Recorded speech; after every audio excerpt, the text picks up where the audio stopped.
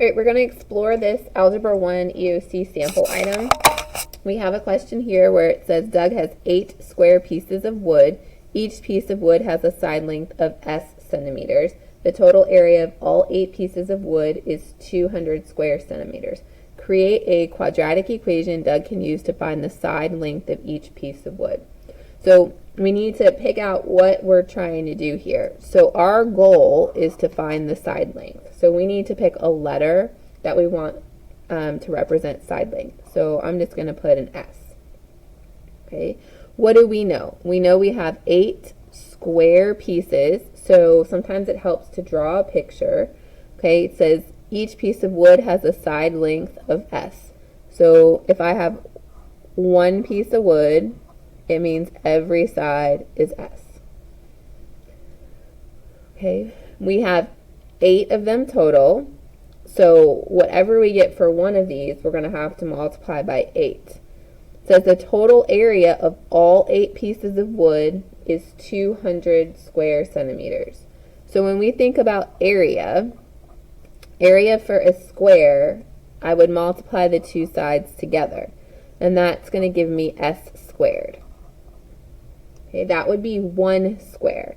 We have 8 of them, so we're going to have to multiply that value by 8. So if we have a total of 200, we're going to replace the area with 200, and we have to multiply our S squared by 8. So one way we could type in our equation could be like this. This problem does not ask us to solve for S. It just says create an equation, okay, that we can use to solve.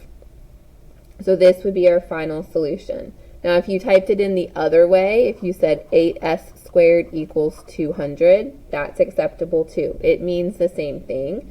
It doesn't matter which way you type that in. Okay, we're going to take this one step farther. What if this question said that we needed to solve? How would we do that? Okay, so this is not what this question is asking, but it is a skill that might show up on the test. So if we did have to solve this question, when we have a variable that's squared, we want to isolate that variable. So we're going to go ahead and divide both sides by 8. Okay. We're going to divide both sides by 8, and that will allow us to have our S by itself. So we're going to have S squared equals 25. Now when we have something squared, how do we undo that? We take the square root. So then we would have S is equal to 5. Okay, again, that's not what this question was asking, but if the question had asked us to solve, that would be our process.